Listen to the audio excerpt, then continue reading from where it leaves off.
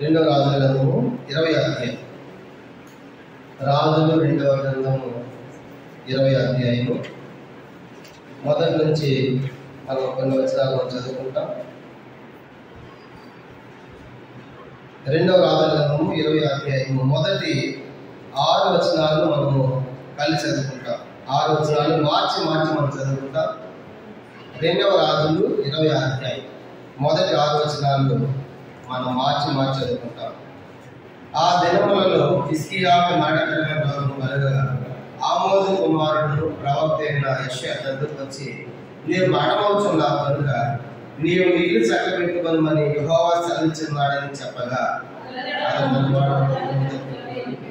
యెహోవా యథార్థ హృదయుడైన సత్యముతో నీ సన్నిధిని నేను ఎట్లు నడుచుకుంటునో, నీ దృష్టికి అనుకూలంగా సమస్తము నేను ఎట్లు జరిగించుతునో ప్రభుతో జ్ఞాపకం చేసుకున్నామని హిజ్కియా కన్నీరు విడిచి యెహోవాను ప్రార్థించాను. యెహోవా ప్రత్యక్షమై నీవు తిరిగి నా ప్రజలకు అధిపతి హిజ్కియా దగ్గరకు పోయి అతనితో ఇట్లను, నీ పితరుడైన దావీదునకు దేవుడు యెహోవా నీకు సెలవిచ్చినదేమనగా, నీవు కన్నీరు విడిచి చూచితిని, నీ ప్రార్థన నేను అంగీకరించిన, నేను నిన్ను బాగు చేసేదను. 3వ దినమున నీవు యెహోవా మందిరానికి ఎక్కిపోదు, ఇక 15 సంవత్సరాలు ఆయుష్యం జీవించేదను. మరియు నా నిమిత్తము నా సేవకులను దావీదు నిమిత్తము ఈ పట్టణం నేను కాపాడు, నిన్ను ఈ పట్టణంలో అశుభాల చేతుల్లో పడకుండా నేను విడిపించేదను. ప్రార్థన. పరలోకమందున్న మా తండ్రి, పరిశుద్ధ దేవ, మీ స్తోత్రాలు పాటల ద్వారా మీ నామాన్ని కనపరుచుకున్నందుకు ఈ స్తోత్రములు. తిరిగిపోయే సమయంలో మరి యొక్క ప్రార్థన ధ్యానం చేయబోతున్నాను. కావాల్సిన వాక్కులు అనిపించండి. హిజ్కియా ప్రార్థనకి జవాబు వచ్చింది. హిజ్కియా ప్రార్థన మరణ శాస్త్రాన్ని మార్చిన ప్రార్థన. కారణం తండ్రి, హిజ్కియా అలాంటి ప్రార్థన చేశాడు. ఈ రాత్రి మేము ధ్యానం చేసి ప్రార్థన కనుకుంటుండగా సమయం దీర్ఘంగా చేయమని, అలాగే చేయడానికి మాకు సహాయం చేయండి. ఐక్య దాసు నన్ను కూడా మరుపువచ్చి మాకు కావాల్సిన వాక్కులు దయచేసి మహిమ పొందమని యేసు ప్రభు నామమున ప్రార్థించి వేడుచున్నాము తండ్రి. ఆమేన్. మనకి ప్రార్థన బాగా నడిచేటువంటి ప్రార్థనే. మరి హిజ్కియా ఎంతో గొప్ప రాజు. హిజ్కియా మరి యోధా దేశంలో ఒక మంచి పరిపాలన చేసిన మంచి గొప్ప రాజుగా మనకు కనబడతాడు. ఎందుకంటే హిజ్కియా గురించి 3 పాటలుగా రాజుల చరిత్రలో చెప్పారు. మొదటిది మందిరపు తలుపులను తెరిచిన హిజ్కియా అని చెప్పారు. పాడైపోయి మందిరం మూయబడినట్టుగా హిజ్కియా మందిరపు తలుపులు తెరిచి రాజుని మొదటి సంవత్సరం మొదటి నెలలోనే బాగు చేశారు. అంత మాత్రమే కాదు, రెండవ సంగతి చెప్పాను. రెండవ పార్టీగా పండుగలను ఆచరింపజేసిన హిజ్కియా చూశారు. అంటే మందిరమే లేకపోతే పండుగ లేకపోతే కాబట్టి అలాంటిది మందిరం తలుపు తెరవజేసిన తర్వాత రెండవదిగా ఆయన పండుగలు ఆచరింపజేశాడు. అనగా పస్కా పండుగ ఘనంగా జరిగించాడు హిజ్కియా. అలాగే ఎవరి దినాలు జరగజరిగిన సంగతి మనం చూసాం. 3వ పాటుగా హిజ్కియాలో గర్వం వచ్చింది. కనుక గర్వం వచ్చిన తర్వాత కనుక ఎప్పుడైతే గర్వించాడో అతిశయించాడో ప్రవక్తలు చెప్పిన తర్వాత వెంటనే తను తగ్గించుకుంటాడు. అంటే గర్వించి తగ్గించుకొని వెనక్కి తగ్గిన హిజ్కియా అని 3వ పార్టీగా మనం హిజ్కియా గురించి 3 పార్టీలుగా రాజుల చేయాలని చెప్పేటప్పుడు ధ్యానం చేస్తాం. అది యూట్యూబ్లో మీకు అందుబాటులో ఉంది. తిమోతి ఎన్టీఆర్ అనే ఛానల్లో మీకు అందుబాటులో ఉందని చూడకపోతే చూడండి. తనకి చాలా అద్భుతమైనటువంటి రాజు హిజ్కియా. కనుక ఎంతో గొప్ప సంవత్సరాలు తీసుకొచ్చాడు. మందిరాన్ని తెరవ చేశాడు, పండుగలు తీసుకొచ్చాడు. అత్యంత వచ్చిన తర్వాత మళ్ళీ తగ్గించుకుంటే మా దేవుని సన్నిధిని పశ్చాత్తాపడతాడు. అలాంటి గొప్ప కార్యం చేసినటువంటి హిజ్కియా గురించి మనం చదివాం. ఈ 20వ అధ్యాయము మొదటి 6 వచనాలు చూసినప్పుడు ఆ దినములలో హిజ్కియాకు ఎలాంటి రోగం వచ్చిందంట? మరణకరమైన రోగము. కనుక ఇక మాటిస్తాడు, ఆ రోగం చనిపోతాడు. అలాంటి రోగం వచ్చినప్పుడు ఆమోజు కుమారుడు ప్రవక్త అయిన యెషయా అతని దగ్గరకు వచ్చి, నీవు మరణమవుతున్నావు, ఇక బ్రతుకవు కాబట్టి నీ ఇల్లు చక్కబెట్టుకోవడము. ఈ దినాల్లో మనం నేర్చుకోవాల్సిన మొదటి సత్యం ఏంటంటే, ఎప్పుడు మనం వెళ్ళిపోతాం ఈ లోపల నుంచి మనకు తెలియదు. కాబట్టి ఎవరికి ఎప్పుడు ఎలా మాట వస్తుందో తెలియదు. ఎవరికి కూడా గ్యారెంటీ లేదు, వారంటీ లేదు. ఇది అశాశ్వతమైన లోకం. నిన్న దినం మన రష్యా దేశంలో ఒక పేద అగ్నిపర్వతం పేరింది. అగ్నిపర్వతం పేరి దాదాపుగా కొన్ని కిలోమీటర్ల అలా విస్తరించి ఆ దుమ్మంతా లేచి ఎంతో అల్లకొల్లాలను అయిపోయింది. బీభత్సాలు సృష్టించింది రష్యా. కనుక రోజుకు ఒక ఘటన భయంకరమైన సంఘటనలు ప్రపంచంలో జరుగుతున్నాయి. ఇవన్నీ కూడా ప్రభు యొక్క రాకడలకు సూచనలుగా మనకు కనబడుతుండగా మనం అది విడిచిపెట్టి మన బ్రతుకు మన కుటుంబాన్ని పొందుకోకుండా వేటి కోసం మనం పరిగెడుతున్నాం. కానీ రాత్రి ప్రభు మాట్లాడుతున్నాడు, హిజ్కియా అంటున్నాడు, ఇంకా నువ్వు బ్రతుకు మొట్టమొదటి సంగతి ఏంటి, నువ్వు చనిపోతే ఏంటి, ఎలా ఉంటావు? కాబట్టి మొట్టమొదటి నీ ఇల్లు చక్క పెట్టుకో, నీ యొక్క హృదయాన్ని చక్క పెట్టుకో, నువ్వు చక్కగా ఉండు అని దేవుడు హిజ్కియాతో మాట్లాడుతున్నాడు. ఎందుకంటే హిజ్కియాలో కూడా ఎన్నో పొరపాట్లు ఉన్నాయి, ఎన్నో తప్పిదాలు ఉన్నాయి. మరి వేరే దేశం నుంచి హిజ్కియా దగ్గరికి వచ్చినప్పుడు తన ధనాగారంలో ఉన్న కానుకలన్నీ కూడా వాళ్ళు చూపిస్తాడు హిజ్కియా. బబులోను దేశం వాళ్ళు వస్తే బబులోను దేశం వాళ్ళు హిజ్కియా దగ్గరకు వస్తారు. ఇది అధ్యాయం 12 నుంచి మనం చదివండి, కింద వచ్చిన తర్వాత చదవండి. 12 నుంచి ఆ కింద వచ్చిన చూసినప్పుడు బబులోను రాజు బంగారు కుమారుడైనటువంటి రాజు ఏం చేస్తాడంటే హిజ్కియా దగ్గరికి కొన్ని కానుకలు పంపించాడు. ఎందుకు పంపించాడంటే అప్పట్లో అషూరు సామ్రాజ్యం చాలా బలమైనదిగా ఉంది. అయితే బబులోనులు ఏం చేశారంటే అషూరు వారిని జయించాలనుకుంటారు. ఎవరు జయించాలనుకుంటారు? అషూరు వారు. బబులోను వాళ్ళు అషూరు వాళ్ళని జయించాలనుకుంటారు. దానికి బలం సరిపోక హిజ్కియా కానుకలు పంపించి నువ్వు కూడా మాకు సపోర్ట్గా దేని మీదకి వెళ్తాము, అషూరు జయిస్తామని చెప్పేసి ఆ కానుకలు పంపిస్తాను. హిజ్కియా అనారోగ్యంగా ఉన్నారు. ఆ హిజ్కియా ఏం చేస్తాడంటే ఆ వచ్చేటువంటి బబులోనులందరినీ కూడా తన ఇంట్లో ఉన్నటువంటి ధనాగారములు, ఆయుధశాల వస్తువులన్నీ కూడా చూపిస్తారు. వాడు రావుకు వచ్చి వాళ్ళ ఇంటి ఏం చూశారు, నీ ఇంట్లో వాడు ఏం చూశారు అంటాడు. అంటే నేను ఏమి మరుగు చేయక సమస్తములు వాడికి చూపించాను అంటాడు. ఇది అధ్యాయం చూడడానికి చదవండి. అప్పుడు అంటాడు అట్లయితే భవిష్యత్తులో ఆ బబులోనీయులు ఈ మందిరంలో కానీ యెరూషలేములో కానీ బంగారం అన్నది లేకుండా అన్ని చూసాడుగా అన్ని ఎత్తుకొని పోతారు అని అప్పుడే చెప్తాడు. అంటే ఈ బబులోను దేశానికి చెరలోకి ఒక విధంగా కారకుడు ఎవరయ్యారు? హిజ్కియా అయ్యాడు. ఇంకొక కారణం చేసినప్పుడు చూసారు కనుక ఒక కారణం హిజ్కియా అవుతాడు. కాబట్టి భవిష్యత్ ప్రవక్త ముందే చెప్పాడు. చూడన్నమాట ఏం చేశాడు, నువ్వు చూపించావు కాబట్టి భవిష్యత్తులో వాళ్ళు వచ్చి మొత్తం కూడా బబులోను దేశాన్ని తీసుకొని పోతారు అని చెప్తాడు. 20 అధ్యాయము 2వ రాజుల గ్రంథము 20 అధ్యాయం మనం గమనించామంటే 17వ వచనం. 2వ రాజుల గ్రంథం 20 అధ్యాయము 17వ వచనం. వచ్చు దినములలో ఏమీ మిగిలకుండా నీ నగరమంతల సమస్తము నేటి వరకు నీ పితలు సమకూర్చి దాచిపెట్టినదంతయు బబులోను పట్టణములకు ఎత్తుకొని పోబడుదని యెహోవా సెలవిచ్చుచున్నాడు. మరి నీ గర్భమందు పుట్టిన నీ పుత్ర సంతతులు బబులోను రాజు నగరం నపుంసకుల చేతిగా వాళ్ళు తీసుకొని ఇప్పుడు బబులోను దేశంలోని బంగారం అంతా పోవడం ఒక కారకుడు ఎవరయ్యారు? హిజ్కియా. చూసారా? కాబట్టి అన్ని మంచి కార్యం చేసినప్పుడు కూడా మరి పొరపాటు మనకు హిజ్కియాలు కనపడతాయి. ఈ రాత్రి హిజ్కియా పొరపాటు కాదు, కానీ ఇలాంటి హిజ్కియా ఎలా పశ్చాత్తాపడుతున్నాడు దేవుని సన్నిధిలో. ఇలాంటి పొరపాటు ఉన్నప్పుడు కూడా ఆయన ఎలా పశ్చాత్తాపడుతాడు, ఎలా ప్రార్థన చేస్తున్నాడో ఈ రాత్రి హిజ్కియా ప్రార్థన గురించి ఒక 7 సంగతులు మీకు జ్ఞాపకం చేయాలని కోరుతున్నాను. కనుక హిజ్కియా ప్రార్థన జాబ్ వచ్చింది, కానీ హిజ్కియా ఇది గొప్ప కార్యం చేసింది కాబట్టి దేవుడు హిజ్కియా ప్రార్థన విన్నాడు. కానీ హిజ్కియాకు మరణకరమైన రోగం వచ్చింది కాబట్టి నీ ఇల్లు చక్కగా పెట్టుకో. ఈ రాత్రి ఇదే వర్తమానం మనం చెప్పి మన సిద్ధమా? ఈ రాత్రి చనిపోవడం సిద్ధంగా ఉన్నాం కనుక నువ్వు రెడీగా ఉన్నావా? దేవుడు తెలుసుకోవడానికి అంటే ఇంకా టైం కావాలి, ఇంకా నేను చదివేసుకోవాలి, ఇంకా నేను దిద్దుకోవాలి, మార్చుకోవాలి, ఇంకా నేను రెడీగా లేని కుదరదు. కాబట్టి ఈ రాత్రి ఇదే వర్తమానం మనకు వస్తే మనం సిద్ధమా? ఎందుకంటే ఎవరికి ఎప్పుడు మానవస్తుందో మనకు తెలియదు. కాబట్టి మనం ఎప్పుడు కూడా ప్రిపేర్గా సిద్ధంగా ఉండాలి. ఎప్పుడు ప్రభుత్వం కలుసుకోవాలి. ఈ లోక సంబంధమైన చిక్కుకొని ఇరుక్కొని కనుక పోయి వాటిలో చిక్కుని పోయామంటే ప్రభువును మనం కలుసుకోలేము. కానీ రాత్రి హిజ్కియా ఎలాగో ప్రార్థన చేశాడు కనుక ఒక 7 సంగతులు మనం క్లుప్తంగా చూసుకుని ప్రార్థనకి వెళ్తాం. చూడండి, మొట్టమొదటిది ఎప్పుడైతే ఈ యొక్క వార్త చెప్పాడో నువ్వు బ్రతకని చెప్పిన వెంటనే చేసిన పని ఏంటి? చూడండి 2వ వచనం, 2 రాజుల అధ్యాయం 2వ వచనం.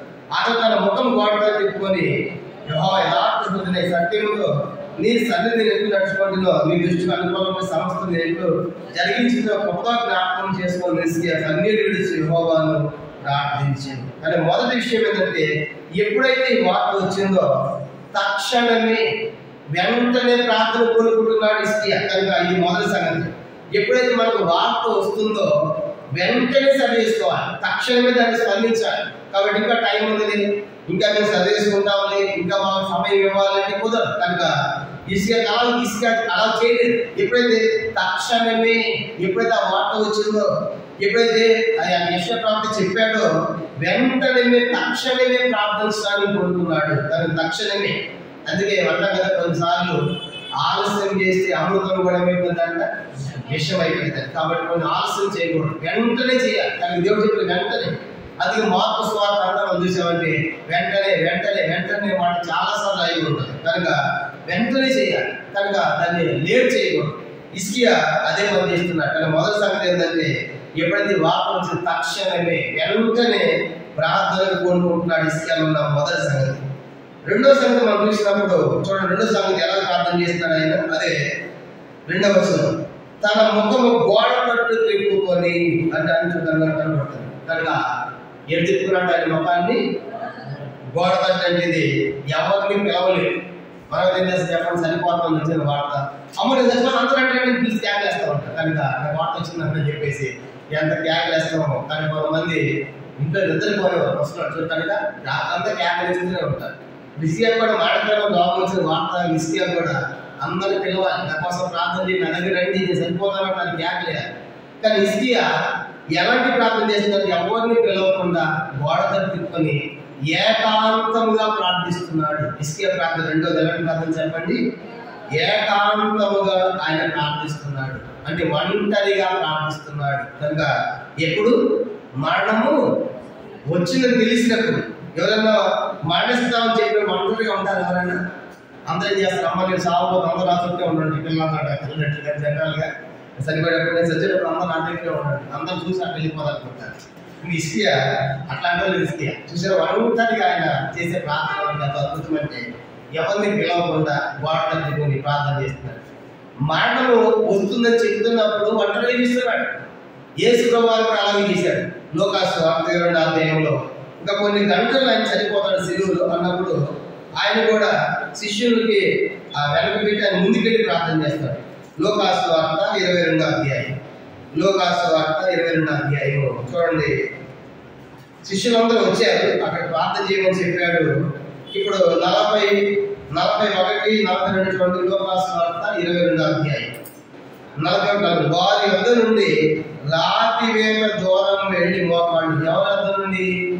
శిష్యులు. అక్కడ శిష్యులు ఉన్నారు. శిష్యులు ఇప్పుడే శిష్యుల నుండి రాతి దూరం వెళ్ళి, తండ్రి ఈ గిన్నె నా యొద్ద నుండి తొలగించుటకు నీ చిత్తం అయితే తొలగించమని ప్రార్థన చేస్తున్నాడు. అంటే ఇప్పుడు ఆయన శిష్యులు ఉన్నారు, శిష్యులు విడిచి ఇంకా ముందుకు వెళ్తున్నాడు. అంటే ఇదేం ప్రార్థన చేసే ప్రార్థన? ఏకాంతంగా, ఒంటరిగా, ప్రత్యేకంగా. కాబట్టి శిష్యులు విడిచి ముందుకు వెళ్తారు. ఎందుకు? ఇంకా కొన్ని గంటల్లో ఆయన సిలువ పడతారు, అంటే శ్రమ ఉంది, మాట ఉంది. కాబట్టి రెండోది ఇస్కియా చేసిన ప్రార్థన ఏకాంత ప్రార్థన, ఒంటరిగా చేసే ప్రార్థన మనకు కనబడతా ఉంది. అందుకే ఇస్కియా ప్రార్థన అన్నాడు. మొదటిది సమస్య వచ్చినప్పుడు తక్షణమే వెంటనే స్పందిస్తున్నాడు. రెండవదిగా ఏకాంతముగా ఒంటరిగా గోడ తిప్పుకొని ఆయన ప్రార్థన చేస్తున్నాడు. రెండవది. మూడో విషయం చూసినప్పుడు ఎట్లా ప్రార్థన చేశాడు ఆయన? మూడో సంగతి చూడండి, 20 అధ్యాయం 3వ వచనం. మూడో సంగతి 2 రాజులు 20 అధ్యాయం 3వ వచనం. యెహోవా యథార్థ హృదయుడై. మూడో సంగతి చూసినప్పుడు ఆయన ఎట్లా ప్రార్థన చేస్తున్నాడంట? యథార్థ హృదయంతో. నా హృదయంలో కల్మషం లేదయ్యా. మనకైతే లోపల ఒకటి బయట ఒకటి. పైకి మాత్రం ప్రైజ్ లాడంట, లోపల ఇంకా సావలేదంట. లోపల ఎంత ఉంటుంది, పైకి మాత్రం ప్రైజ్ లాడు. కానీ లోపల లేకపోతే యథార్థత లేదు. కనుక లోపలంతా అడిగేసిన చెప్పాడు, పైకి సుమం కొట్టిన సమాధులా ఉన్నది, లోపలంతా కుళ్ళు అజితేంద్రియం కనుక దుర్వాసన ఎముకలు నింపబడింది, పైకి మాత్రం సుమం కొట్టారు. కానీ ఇస్కియా జీవితం అలా లేదు. ఇస్కియా దేవా నేను యథార్థంగా జీవించాను, నిజంగా ఇస్కియా యథార్థంగా పాలించాడు. కనుక ఎంతో గొప్ప పరిపాలన చేశాడు, ఎన్నో సంస్కరణ తీసుకొచ్చాడు. అంత మాత్రమే కాదు, ఇశ్రాయేలు యోధాన్ని ఏకం చేస్తాడు. 2 గుంపులు 2 దేశాలు వారిని ఏకం చేస్తాడు. దాన్ని ఇస్కియా అంత గొప్పగా చేశాడు. అలాంటి అన్నాడు, దేవాన్ని ఎంత యథార్థంగా జీవించాడు. కనుక అందుకే దేవుడు యథార్థవంతుల ప్రార్థన సామెతల గ్రంథం 15వ అధ్యాయం, సామెతలు 15వ అధ్యాయం చూడండి. సామెతల గ్రంథం 15వ అధ్యాయం మనం గమనించండి. 8వ వచనం, సామెతలు 15:8. యథార్థవంతుల ప్రార్థన ఆయనకు ఆనందకరము. సామెతలు 15:8లో యథార్థవంతుల ప్రార్థన ఆయనకు ఆనందం కాదు. కాబట్టి దేవుడు యథార్థంగా ప్రార్థన చేసినప్పుడు ఆయన ఆనందించి సంతోషించి జవాబు ఇస్తారు. ఇక్కడ హిజ్కియా చేసినటువంటి మూడో ప్రార్థన మనకేం కనబడుతుందంటే యథార్థంగా ప్రార్థించాడు. అందుకే ఒక సామెత ఉంది కదా, చల్లకొచ్చి ముక్కు దాచినట్టుగా, అంటే ఏమైనా తీసుకెళ్ళిపోనా అని అంటారేమో అని చెప్పేసి అట్లా యథార్థంగా చెప్పాలి. దేనికి వచ్చావు, సమస్య ఏంటి అనేది ఓపెన్ హార్ట్గా ఉండాలి. లోపల ఒకటి బయట ఒకటి ఉండకూడదు. హిజ్కియా అలాగే హిజ్కియా అంత యథార్థ ఓపెన్, ఏం చేయాలని చెప్పేస్తున్నాడు చూసి. కాబట్టి మనం కూడా దేవుని సన్నిధిలో యథార్థంగా ప్రార్థించాలి. ఎందుకంటే ఆయన అన్ని తెలుసు కనుక 139 కీర్తనలో ఆయన సర్వవ్యాపి, సర్వజ్ఞాని, సర్వాంతర్యామి, ఆయన అన్ని తెలుసు. కాబట్టి ఆయన సరికి వచ్చినప్పుడు యథార్థంగా ఒప్పేసుకోవాలి, యథార్థంగా చెప్పేసుకోవాలి మన సంగతులు. కనుక అప్పుడు ఆయన ఆనందించి ఆయన ఆలపిస్తారు. కనుక ఇది మూడో సంగతిలో మనం జ్ఞాపకం చేయబడుతుంది. కనుక ఎట్లా ప్రార్థించాడంటే ఆయన యథార్థ హృదయంతో ప్రార్థించాడు. కాబట్టి ఈ యొక్క రాత్రి మనం యథార్థంగా ప్రార్థించాలి. మళ్ళీ యథార్థత లేకపోతే యథార్థవంతులు ఆయన ఇష్టపడు. నేను ఆదాయం చూసాం కదా, సామెతలు 11:20 మనం చదువుకున్నాం. యథార్థవంతులు యథార్థంగా ప్రవర్తించిన వారు ఆయనకు ఇష్టలు మనం చదువుతున్నాం. కాబట్టి దేవుడు యథార్థం ఇష్టపడతాడు. మొదటి దినవృత్తాంతం 29వ అధ్యాయం మనం చదువుకున్నాం 17 దావీదు అంటాడు, దేవుని యథార్థ హృదయాలు ఇష్టపడుచున్నావు అంటాడు. కాబట్టి ఈ రాత్రి మనం అలా ప్రార్థించాలి. మూడవదిగా హిజ్కియా యథార్థంగా ప్రార్థించాడు. నాలుగోది చూడండి, 2వ రాజుల గ్రంథము 2వ రాజులు 20వ అధ్యాయం 4వ వచనంలోనే 3వ వచనంలో తర్వాత భాగం సత్యముతో అంటాడు. 4వ మాట ఏంటంటే సత్యముతో. కానీ హిజ్కియా ప్రార్థన సత్యముతో కూడినగా ఉంది. ఏది సత్యమో దానికోసం చేయాలి. అసత్యం కోసం ప్రార్థనకూడదు, పోరాడకూడదు. కనుక మనకు అర్థమవుతుంది ఏది సత్యమో. కాబట్టి ప్రభు నేను సత్యముతో నీ సరి నడుచుకున్నాను. కాబట్టి మనం సత్యవంతుని ఉన్నాం కాదు. యేసు మన సత్యదేవుడు కాదు. ఆయన నమ్మని మనము సత్యమే చెప్పాలి, సత్యం కోసం పోరాడాలి. కాబట్టి అయితే హిజ్కియా ఎలా చేశాడు, అందుకే నేను సత్యముతో నడుచుకున్నానయ్యా. కాబట్టి నేను చేసే మన సత్యము. కాబట్టి ఈ రాత్రి మనం ప్రార్థన చేసే ప్రార్థన సత్యమేనా? కానీ మనం చేసే ప్రార్థన సత్యములో ఉండాలి. దేవుడు చూసినప్పుడు అంగీకారం ఉండాలి, వాస్తవంగా ఉండాలి, యథార్థంగా ఉండాలి, నిజంగా ఉండాలి. కనుక అందుకే నిజముగా మొదలుపెట్టి ఆయన ఆలకించుకుని ఉంటాడు. కాబట్టి ఈ రాత్రి నువ్వు చేసే ప్రార్థన అంగీకరించాలంటే అది సత్యం ఉండాలి. సత్యం లేకుండా మనుషులు నమ్ముతారేమో కానీ దేవుడు హృదయాన్ని ఆంతర్యాన్ని ఎదిగిన వాడు కాబట్టి ఆయన మోసపరచలేదు. కాబట్టి జ్ఞాపకం పెట్టుకుంటాను. హిజ్కియా అంటాడు, నేను సత్యముతో జీవించాను. హిజ్కియా సత్యముతో కూడిన ప్రార్థన చేశాడు.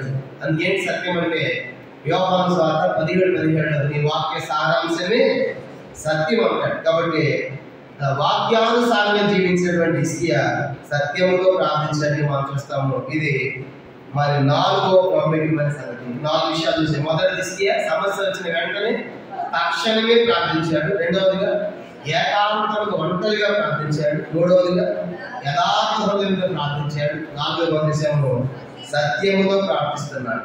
5వ చూడండి నేను ఎట్లా ప్రార్థించాడంటే 5వ మాట చూద్దాము. 3వ వచనంలోనే నీ దృష్టికి అనుకూలముగా సమస్తము నేను ఎట్లు జరిగించుతున్నో. కాబట్టి 5వ మాట చూసినప్పుడు హిజ్కియా దేవునికి అనుకూలంగా జీవించిన వాడు. దేవునికి అనుకూలంగా అంటే దేవునికి ఇష్టముగా అన్నట్లు అనమాట. అనుకూలంగా ఆయన వాళ్ళు అనుకూలంగా లేరు అన్నట్టు చూడండి. హిజ్కియా ఎట్లా ఉందంటే దేవునికి అనుకూలుడు అంటే దేవునికి ఇష్టమైన వాడు. నువ్వు ఏది ఇష్టపడుతున్నావో అలా నేను జీవించాను. కాబట్టి అనుకూలముగా జీవించాడు. ఎప్పుడైతే దేవునికి అనుకూలంగా జీవిస్తామో ఏం జరుగుతుంది? ద్వితీయోపదేశకాండం 6వ అధ్యాయం చూడండి ఒక మాట. ద్వితీయోపదేశకాండము 6వ అధ్యాయము 6వ అధ్యాయము 19వ వచనం. ద్వితీయోపదేశకాండం 6వ అధ్యాయము 19వ వచనం. యెహోవా చెప్పిన ప్రకారము నీ పితరులు ప్రమాణం చేసిన మంచి దేశంలో ప్రవేశించి దానిని స్వాధీనపరచుకున్నట్లు నీవు యెహోవా దృష్టికి యథార్థమైనది ఉత్తమమైనది చేయవాలి. కాబట్టి దేవుని దృష్టికి మనము యథార్థమైనది ఉత్తమమైనది చేయాలి. కానీ నువ్వు చేసేది యథార్థమైన, నువ్వు చేసేది ఉత్తమమైన దేవుని దృష్టికి కనుక మనం ఆలోచించాలి. కాబట్టి ఏదో మనుషులు చెప్తున్నారని మనుషుల పక్షాన మనం పోరాటం కాదు. 2 నేత్రాలు చూస్తూ ఉన్నాయి. మనం చేసేది యథార్థంగా ఉండాలి, ఉత్తమంగా ఉండాలి, సత్యంగా ఉండాలి, దేవునికి అనుకూలంగా ఉండాలి. కనుక అప్పుడు మనకు దేవుడు తప్పనిసరిగా జవాబును ఇచ్చేవాడిని మనం చూస్తాం. 2 కొరింథీ పత్రిక 8వ అధ్యాయం 2 కొరింథీ పత్రిక 8వ అధ్యాయము 21వ వచనం కూడా చదువుకున్నాము. 2 కొరింథీ పత్రిక 8వ అధ్యాయము 2 కొరింథీ పత్రిక 8వ అధ్యాయం 21. ఏమనగా ప్రభు దృష్టి యందు మాత్రమే కాక మనుషుల దృష్టి యందును యోగ్యమైన వాటిని గురించి శ్రద్ధగా ఆలోచించబడుతున్నాం. మనం చేసేది కొన్నిసార్లు మనుషుల దృష్టి యోగ్యంగా కావచ్చు, కనుక అయితే ప్రభు దృష్టి ఎట్లా ఉంది? కానీ ప్రభు దృష్టికి మనుషుల దృష్టి కూడా మనము యోగ్యమైనవి చేయాలి. చాలాసార్లు మనం ప్రభు ఎదురుగా లేడు కాబట్టి మనుషులు చెప్పే చేస్తూ ఉంటాం, మనుషులు సంతోష పెడతాం. అది గలతీ 1:10 పౌలు అన్నాడు, గలతీ పత్రిక 1:10, నేను మనుషులు సంతోష పెట్టేవాడైతే క్రీస్తుకు దాసుడని కాకయే బౌద్ధులు. మనుషులు సంతోష పెట్టేవాడు దేవుడి సేవకుడు కాదు. కనుక ఏదో మనుషుల కోసం సంతోష పెట్టి వాళ్ళ పబ్బాన్ని వాళ్ళు గడుపుకుంటే ఎట్లా దేవుడి సేవకుడు అవుతాం? అందుకే పౌలు అన్నాడు తెస్సలోనికీ పత్రిక చూడండి, మా బోధ మా సేవ మనుషులు సంతోష పెట్టేది కాదు అంటాడు. 1 తెస్సలోనికీ 2వ అధ్యాయం 4వ వచనం. 1 తెస్సలోనికీ 2వ అధ్యాయము 4వ వచనం. సువార్త మాకు అప్పగించినట్టు యోగ్యులమైన దేవుని వల్ల ఎంచబడిన వారిని మనుషులను సంతోషపెట్టు వారం కాక మన హృదయాలను పరీక్షించి దేవుణ్ణే సంతోషపెట్టు వారమై బోధించుచున్నాము. చూసారు కనుక పౌలంటాడు, మా బోధ మనుషులు సంతోషపెట్టేది కాదు, దేవుణ్ణి సంతోషపెట్టేది. చూసారా, ఈ దినాల్లో బోధ ఎట్లయిపోయి అంటే మనుషులకు అనుకూలంగా చేయాలి బోధ. వాళ్ళకి అనుకూలంగా చేస్తే ఆ సేవకు మంచిది. కాస్త గట్టిగా చెప్పాడు అనుకోండి, ఆయన బోధలు మాకు వద్దు, కనుక ఆయన మాకు క్యాన్సర్ కావాలంట. చూసారా, కనుక కారణం ఏంటి? కల్పనా కథల వైపు పెట్ట కథల వైపు తిరిగి కారణం వచ్చేసారు. కనుక వాస్తవమైనవి, యథార్థమైనవి, ఖచ్చితమైనవి వాళ్ళ గాయం అవుతుంది. అందుకే బైబిల్ ఏముంది? కనుక గాయం చేసి వాడు ఏం చేస్తారంట? ప్రేమిస్తారు. పక్కవాడు లెక్కలేదని ముద్దులు పెడతారు. కాబట్టి మన బోధ ఇప్పుడు కూడా దేవుణ్ణి సంతోష పెట్టేది ఉండాలని, మనుషులను సంతోష పెట్టేది ఉండకూడదు. కాబట్టి అందుకే మనుషులు సంతోష పెట్టేవాడు క్రీస్తు దాసులు కాదంటాడు. కనుక గలతీ 1:10 పౌలు. కాబట్టి రాత్రి మనం చేసే ప్రార్థన తక్షణమే సంధిస్తున్నాము. రెండవది ఏకాంతంగా ఇసుకలా చేస్తున్నాము. మూడవదిగా యథార్థంగా ఉందా. నాలుగవదిగా సత్యముగా ఉందా. ఐదవదిగా దేవునికి అనుకూలంగా, దేవునికి ఇష్టంగా మనం జీవితం చేస్తున్నాము. ఐదవది ఆలోచన ఎట్లా చేశాడు. ఆరో ప్రార్థన 2వ రాజుల గ్రంథము 20వ అధ్యాయం 2వ రాజులు 20వ అధ్యాయము. ఇంకా 6వ సంగతి హిజ్కియా ప్రార్థన మనకు ఎట్లా చేశాడంటే 20వ అధ్యాయము మనం గమనించమంటే 3వ వచనంలో చివరి భాగం, కృపతో జ్ఞాపకం చేస్తున్నామని హిజ్కియా కన్నీరు విడిచి ప్రార్థించగల. కృపతో జ్ఞాపకం చేసుకో అంటే ఇవన్నీ చేసి కూడా చాలా సత్యం ఉంది, యథార్థత ఉంది అని గర్వించకుండా దేవా కృపతో జ్ఞాపకం చేసుకుయ్యా. కాబట్టి దయచేసి నీ కృప నాకు కావాలి. కృప అంటే ఏంటి అర్థము? ఎన్నోసార్లు చెప్పాను. కృప అంటే నిర్వచనం, మనం దేనికి అనుకూలమో కామో దాన్ని అర్హుడిగా చేసే దేవుని యొక్క కృప. కాబట్టి దేవుని అర్హుడు కాదు, సత్యము యథార్థత ఉన్నా నేను అర్హుడు కాదు, నీ కృపను కోరుతున్నానని హిజ్కియా దేవుని కృప మీద ఆధారపడుతున్నా. ఇవన్నీ కూడా కృపతో జ్ఞాపకం చేసుకుయ్యా. నా మంచనం నా గొప్పతనమని కాదు, కానీ నీ కృపతో జ్ఞాపకం చేసుకుని మన ఆలోదిగా హిజ్కియా ఇలాగ జీవించి ఇలాగ ప్రార్థించి దేవుని కృప కోసం ఆయన ప్రార్థించడానికి మనం చూస్తాం. ఆఖరి 7 చదువుకున్నాము చూడండి, అదే మాట చివరిలో రాయబడింది, కన్నీళ్లు విడిచు కనుక చూస్తాం. 7వది హిజ్కియా ప్రార్థన ఎలాంటి ప్రార్థన? కన్నీటితో కూడిన ప్రార్థన, అంటే పశ్చాత్తాపంతో కూడిన ప్రార్థన. ఎప్పుడు కన్నీళ్ళు వస్తాయి? హృదయంలో దుఃఖం ఉంటే, బాధ ఉంటే, వేదన ఉంటే, భారం ఉంటే, పశ్చాత్తాపం ఉంటే వస్తాయి కన్నీళ్ళు. కాబట్టి హిజ్కియా చేసే ప్రార్థన 7వదిగా కన్నీటితో కూడిన ప్రార్థన చేస్తూ ఉన్నాడు. కాబట్టి ఈ లక్షణాలు చూసినప్పుడు దేవుడు చలించిపోయాడు. దేవుడు చంపాలనుకున్నాడు, మరణిస్తానని చెప్పినటువంటి దేవుడు వెంటనే మరణ శాసనాన్ని మార్చివేశాడు. ఈ లక్షణాలు చూసినప్పుడు హిజ్కియా పడే పశ్చాత్తాపం చూసినప్పుడు, కన్నీరు చూసినప్పుడు, ఆయన జీవితాలు చూసినప్పుడు, ఇవన్నీ దేవుడు జ్ఞాపకం చేసినప్పుడు కానీ హిజ్కియా చేసిన వల్ల దేవుడు సహకరించాడు. ఏమని చేసి హిజ్కియా తక్షణమే స్పందించి ప్రార్థన చేస్తున్నాడు, ఏకాంతంగా చేస్తున్నాడు, యథార్థంగా చేస్తున్నాడు, సత్యంగా చేస్తున్నాడు, దేవునికి అనుకూలంగా చేస్తున్నాడు, దేవుని కృప మీద ఆధారపడుతున్నాడు, కన్నీటితో పశ్చాత్తాపం చేస్తున్నాడు. కాబట్టి ఇవన్నీ చూసిన దేవుడు మరి వెంటనే యెషయాని పంపించి, యెషయా మళ్ళీ హిజ్కియా చెప్పు, ఆయన 15 సంవత్సరాలు మళ్ళీ తిరిగి బ్రతుకుతాడు, ఆయుష్ ఇస్తానని చెప్పని చెప్పేసి వెంటనే ఆయన జవాబు చూడండి 4 వచనం 2:24 యెషయా నరికి శాలను అవతలికి వెళ్ళక మునిపే యెహోవా ప్రత్యక్షం ఇలా సెలవిచ్చాడు, నీవు తిరిగి నా ప్రజలకు అధిపతి అయిన హిజ్కియాకు పోయి అడ్డలను నీ పితడి దేవుడైన దావీదు దేవుడు యెహోవా నీకు సెలవిచ్చినది ఏమనగా, నీవు కన్నీళ్లు విడిచుట చూచి తిని నీ ప్రార్థన నేను అంగీకరించి ఉన్నా, నేను నిన్ను బాగు చేసేదను. అరామడిపోతుంది 3వ దినం యెహోవా ఎక్కి పోతావు. ఆలోచన ఇంకా 15 సంవత్సరాల ఆయుష్యమును నీకు ఇచ్చాను. 15 సంవత్సరాల ఆయుష్. లోకంలో మనము కొన్ని పనులేని పొందు పనులే ఉంటాయి. ఏదైనా షాప్కి 15 సంవత్సరాలు బతకాలు పొంది పెట్టిస్తారు ఎవరైనా, కనుక అది ఎక్కడ దొరకదు. చూసారు, దేవుని దగ్గర తప్ప ఆయుష్ అనేది దేవుడు దీర్ఘాయువు అనేది ఆయుష్ దేవుడు తప్ప లోకంలో ఏ షాపులు ఎక్కడ దొరకదు. అంటే కొన్ని ఇవి అసాధ్యమైనవి. కనుక దేవుడు తప్ప మనుషులు ఎవరు ఇవ్వలేదు. డాక్టర్ దగ్గరికి 1 లక్ష రూపాయలు పెట్టి నేను 10 సంవత్సరాలు బతకాలని బతికిస్తాడు ఎవరన్నా, కనుక ఇవన్నీ దొరికే ఇవి అసాధ్యమైనవి. 15 సంవత్సరాలు ఆయుష్ చనిపోవాల్సిన 15 సంవత్సరాలు బతికాడండి. ఎంత గొప్ప ప్రార్థన హిజ్కియా ప్రార్థన.